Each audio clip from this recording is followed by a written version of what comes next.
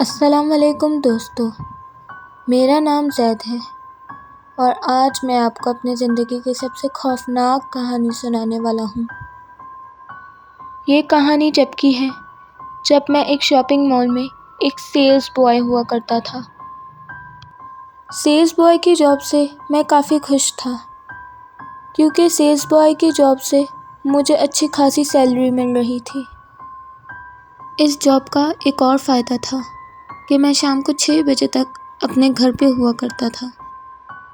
میں سکون سے شام کے 6 بجے تک کھانا کھا کے 8 بجے تک سکون کی نیند سو جاتا تھا۔ ایک دن میرے باس نے مجھے بلایا اور بتایا کہ مجھے مارننگ شفٹ سے ہٹا کر نائٹ شفٹ میں رکھ دیا گیا ہے۔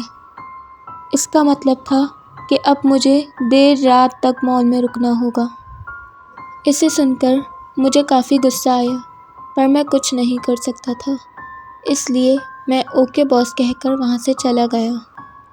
9 بجے تک ٹائم کیسے گزرا مجھے پتہ بھی نہیں چلا، لیکن 9 بجے کے بعد جب سب اپنے گھر چلے گئے اور میں اکیلا رہ گیا تو میں بہت بور ہو رہا تھا، اس لیے میں نے موبائل نکال کر گیم کھیلنا شروع کر دیا۔ لیکن اب مجھے گیم کھیلتے کھیلتے 2 گھنٹے گزر چکے تھے، لیکن ابھی بھی صرف 11 بج رہے تھے۔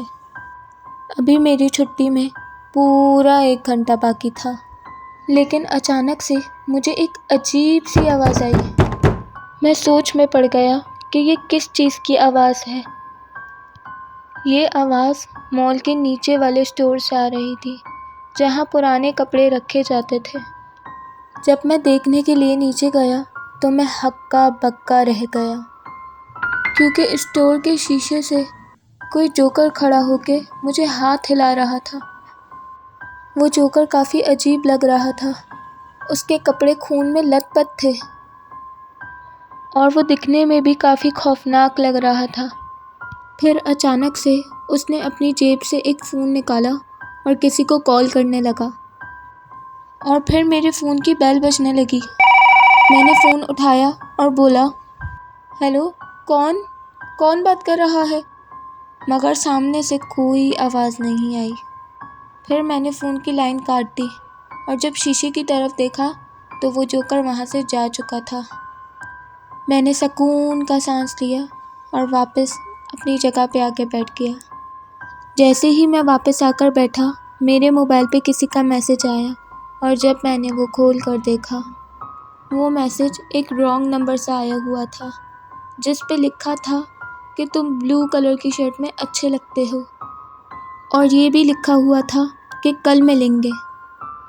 میں ڈر کے مارے فوراً اس وقت اپنے گھر چلا گیا اور گھر جاتے ہی میں نے باس کو فون کر کے ساری بات بتائی، مگر انہوں نے تو میری بات کا اتنا سا بھی یقین نہیں کیا اور یہ بول کر ٹال دیا کہ تمہیں وہم ہوا ہوگا۔